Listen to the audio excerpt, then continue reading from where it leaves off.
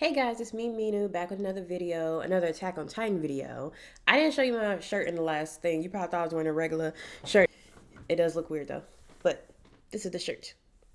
So it's really cool, and I like it. But I'm gonna finish. As you can tell, that it's the same day as my last video. Sorry, last video was longer than I wanted it to, but man, I love this show so much. I love this show so freaking much. And there's so much to talk about. There's so much to talk about. So what I'm gonna try to do as I continue taking down my hair, is I'm going to talk about kind of like the overall plot of the story. One of the things that I've hated about timeline videos that I've just been seeing over and over and over again is that they don't give you the actual timeline, like the canonical timeline. They give you the timeline as if you were watching the show, but the show literally starts with to you 2,000 years from now. So you already know that this is not the story is not linear. It's really more circular. But it's not a linear, like, this is the beginning, this is the middle, this is the end. Attack on Titan don't do that. Attack on Titan gives you a lot of foreshadowing. They give you a lot of flash forwards. They really don't tell the story in a super linear way. I like them for that because then it gives my brain something to chew on. But they don't tell the story in a super linear way. 2,000 years before the first episode, this little girl in this little village named, and I don't even know if her name is actually Ymir. That's another thing that I have a question on, because I don't know, I don't think her name is actually Ymir, because how would she have ever told anybody her name? Okay, let me just go. Let me just start with let me just all the questions, right? All the questions. Anyway, in the show, her name is Ymir. So she's this little girl. I gotta say, like, what is she? If I had to guess, I'd be, let's say, somewhere between like 8 and 10. When we see her later standing next to, I think, like the 8-year-old Aaron, they're like the same height and they're like holding hands and stuff. So I feel like she might be around like 8 years old, but she's like living in her little farm, her little village, on working on a farm and all that stuff. When the Eldians, led by King Fritz, show up, and they're just doing their thing, right? They're like Mongolians, they're like the Han. They're coming through, they're killing everybody, they're taking people as slaves, they're burning down the villages. And so she ends up being taken as a slave. Now, what they do to these slaves is they cut out their tongues, which is why I was like, how would anyone have ever known her name was Ymir? I ain't never seen this bitch talk because she ain't got no tongue. So I think that I think actually King Fritz probably just named her Ymir, which adds into a whole nother thing. But basically, she lives there and she is working the farm. And then one day she feels bad for these pigs and she releases them. So in order for people to avoid punishment, the other slaves decide to rat her out. And there's this whole thing about the symbolism of the fact that it was 13 slaves that ratted her out, but I'll get back to that in a second. They rat her out. So as punishment for letting out the pigs, King First is like, "Oh, you're free." And by you're free, he means we're gonna hunt you down like an animal. So they're chasing after her with horses and dogs, and they're shooting her with arrows. And poor thing's just running for her life, badly injured, trying not to die. When she stumbles into the opening of this huge fucking tree that's just out there in the forest, and while she's there, she comes into contact with something called the source of all living matter, the hallucinogenia, and it attaches itself to her spine, and she becomes a giant titan. I would say the biggest titan in history. All the other titans that come after her are significantly smaller than her, including the colossal titan. But she becomes this titan. But instead of her destroying the Eldian kingdom and killing King Fritz, she decides to go back to him and, be his slave again. I'm assuming some kind of like mental thing of like, I shouldn't have disobeyed you or gone against you. I'm so sorry, even though I'm more powerful than you now. And so he accepts her back and uses her basically as a war machine to help him defeat all of his enemies and continue conquering people and enslaving people. And I don't know at this point how many years she was under his reign before she came back. So I don't understand the whole psychological part of it. But again, Amir's tongue was cut out when she was first became a slave. So it's not like she was ever going to be like, here's my backstory, readers. Hey, Aaron, here's my backstory. She didn't talk to anybody. She never talks the whole show because she doesn't have a tongue. Even though it's very likely that when she became a Titan, all of her injuries healed and her tongue grew back, she still never spoke. And that's on being a slave. So he uses her to conquer all of these nations, kill millions of people. She helps build roads. She helps build up his kingdom.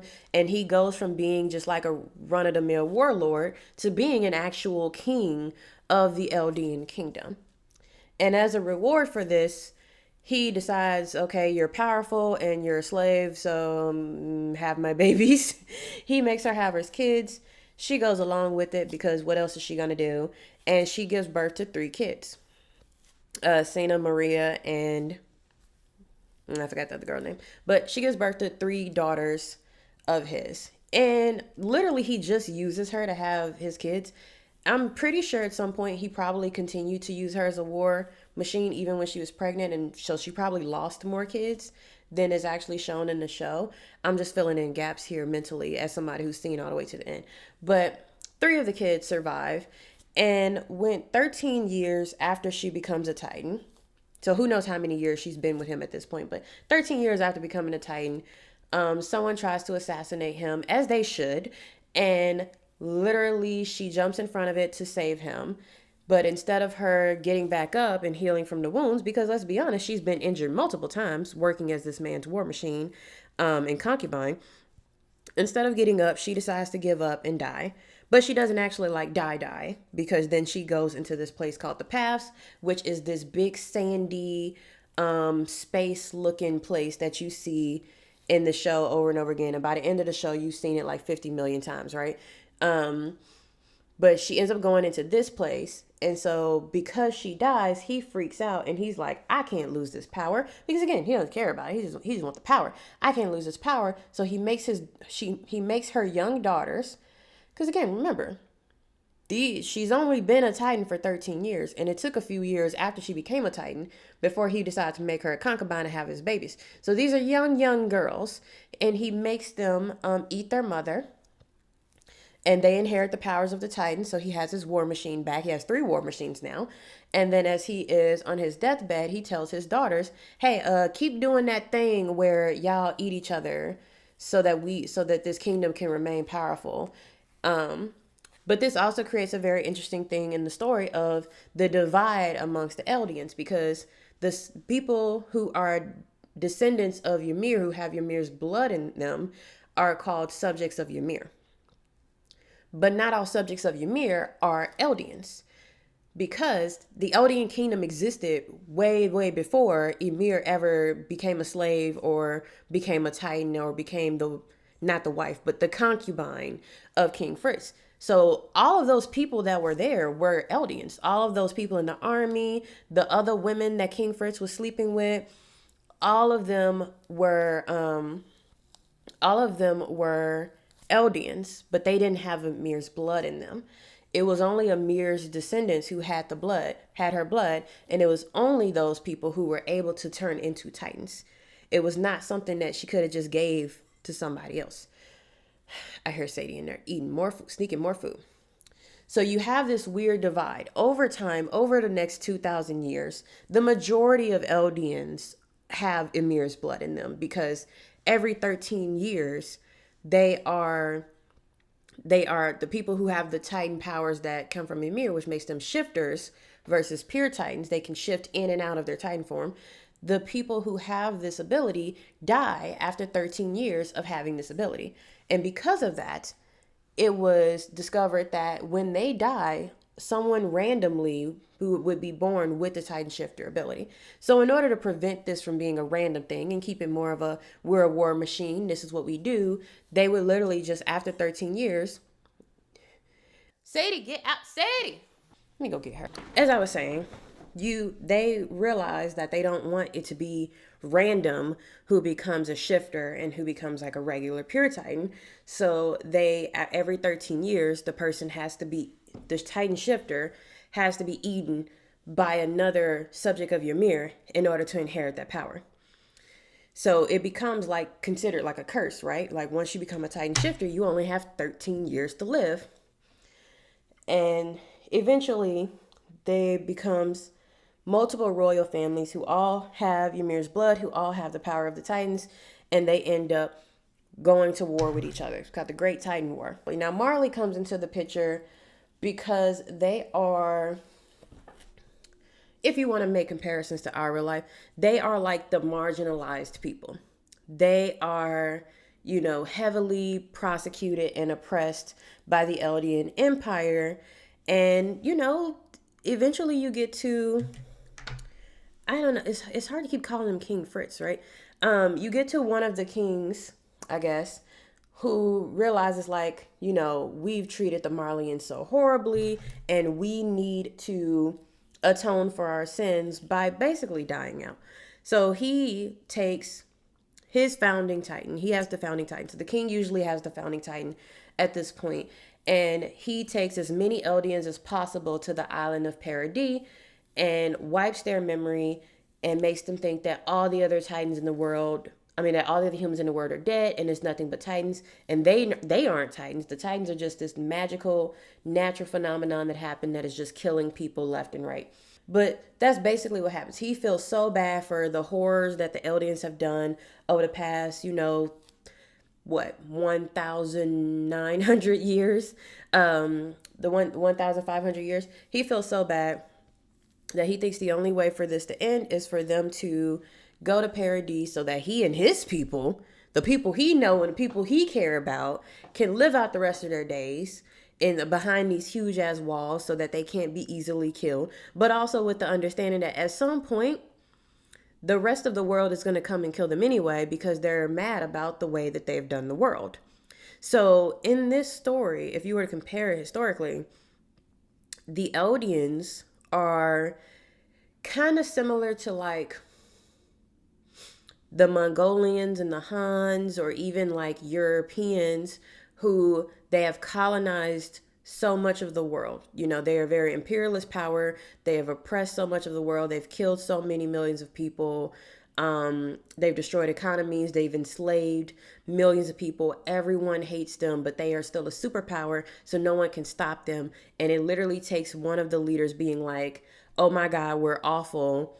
Let's just isolate ourselves and then, I'll live out my days in peace. I got a few years left. I live out my days in peace. The people I care about will live out their days in peace. They will grow old and die.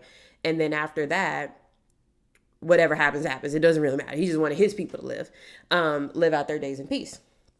But in so doing so, and rushing to everybody to the island, he left a good chunk of Eldians or subjects of Ymir. I don't really want to keep saying Eldians because that's not fully accurate. But he left a good chunk of subjects of Ymir, meaning his people with his bloodline, outside of the walls, off the island, in Marley. Now, Marley in the show is, at that point in the show, is presented as this, they've basically become their own enemy. Like they've become their oppressors because they took the tools of their oppressors and used it to oppress everybody else.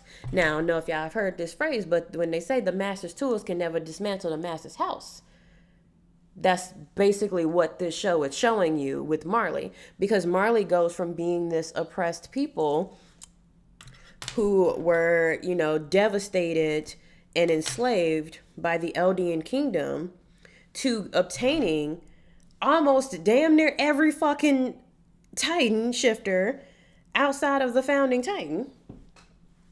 And the other part too is like he does do this whole like, if you ever try to attack us, like all of the colossal Titans that we use to build the wall will come out and they'll destroy the world. But he didn't really mean it. And it's kind of like, I feel like the Tiber family, who also sided with Marley, I felt like they knew he didn't mean it. Because why would you If you wanted to destroy the world, you would just destroy the world. Like, why would you build all these walls and hide behind them? Like, people who really about that action ain't about to do that. So they kind of knew already that they was lying, but they needed time to build up their armies and build up titans that they had and do their titan science and experiment on the subjects of Ymir that the king left behind when they all went to Paradis, and oppress those people, because in their minds it's revenge, right? It's literally like if in America, after slavery ended, all of the African descendants decided that they was going to take all the power and enslave white people. And now you have kind of the same thing happening, but it's just flip-flopped, and people feel differently about whether it's the right thing to do or not because of the fact that they were previously oppressed.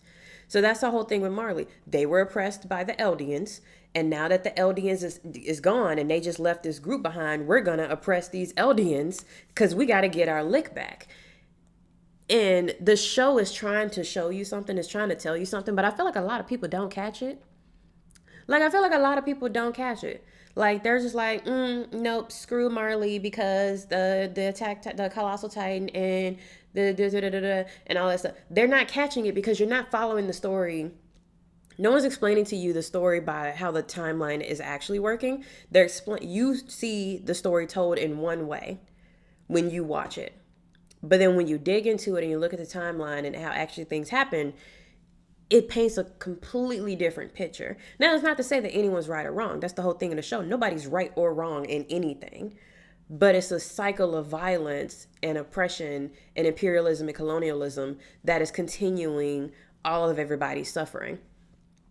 So they experiment on the people with Ymir's blood for centuries, and they use them as their warhammers. They do exactly what the Eldians did. They take these people, they enslave them, and then they use them to fight in their wars. My hair is already starting to dry. And they do this, and they also do propaganda to convince these people that you should be suffering and you should be dying for us. You should be giving us your children to use in our experiments because of how awful Eldia was. And